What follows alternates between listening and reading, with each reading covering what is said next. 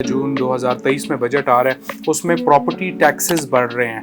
तो मैं आपको बता दूं कि बिल्कुल जी एक सजेशन आई है करंट गवर्नमेंट की तरफ से कि जो प्रॉपर्टी टैक्स है, प्रॉपर्टी गेन टैक्स और जो विद होल्डिंग टैक्स, जब भी आप प्रॉपर्टी या कोई प्लॉट या फाइल खरीद रहे होते हैं, बेच रहे होते हैं, तो उसके एवज आप गवर्नमेंट को कोई विद होल्डिंग टैक्स देते हैं। अभी ये हो रहा है कि करंट गवर्नमेंट ये करने जा रही है कि जो फाइलर के लिए टैक्स है वो 4% करने लगे हैं और जो नॉन फाइलर के लिए जो टैक्स है वो 10% करने लगे हैं। ठीक है, ये है विद होल्डिंग। मतलब ये है कि अगर आपकी कोई प्रॉपर्टी है जिसकी वैल्यू है 1 करोड़ रुपया, पहले आप टैक्स देते थे, अगर आप फाइलर थे तो आप टैक्स देते थे 1 लाख या 2 लाख रुपए आप टैक्स देते थे। अभी आपको उसी प्रॉपर्टी के लिए टैक्स देना पड़ेगा 4 लाख रुपए। और आप नॉन फाइलर हैं, आप अपना जो टैक्स है वो जमा नहीं कराते, आप रजिस्टर्ड नहीं है जो FBR में, को 10% टैक्स यानी 10 लाख रुपए देना पड़ेगा। नॉन फाइलर के लिए तो ठीक है, आपने कर दिया। मैं आपको बता दूं कि बहुत सारी बिजनेस कम्युनिटी है वो नॉन फाइलर है,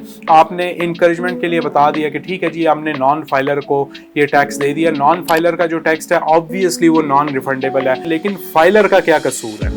मेरा एक ही सवाल है कि फाइलर का क्या कसूर है कि अगर मेरी 2 से 3 ट्रांजैक्शन एक ईयर में हो रही हैं और मेरा जो टैक्स है वो 10 लाख रुपए बन जाता है, तो अगर इनकम टैक्स जब जमा कराने जाता हूँ तो उस टाइम पे टोटल मेरे ऊपर टैक्स 1 लाख 2 लाख रुपया बन रहा होता है, तो वो बाकी 8 लाख रुपए कहाँ पे जाएं? FBR कहती है कि ये तो आपको रिफंड हो जाएंगे। कोई रिफंड नहीं होता। और ये मेरा पर्सनल जो है ना एक एक्सपीरियंस है कि जब भी मेरा जो रिफंड है वो थोड़ा सा जो वैल्यू है वो थोड़ी सी कम होती है जो मैंने विद होल्डिंग टैक्स जमा कराया होता है, तो उसमें कभी भी आज तक ये नहीं हुआ कि भाई वो मुझे रिफंड हो जाए। ठीक है, तो ये बात है। और फाइनल मैं आपको बता दूं, गवर्नमेंट को मेरा एक सजेशन है कि जो खाली प्लॉट है उस पर आप बेशक टैक्स लगाएं, लेकिन कोई घर खरीदना चाहता है ऑलरेडी कंस्ट्रक्टेड प्रॉपर्टी पे पता नहीं आप इतना टैक्स क्यों लगा रहे हैं।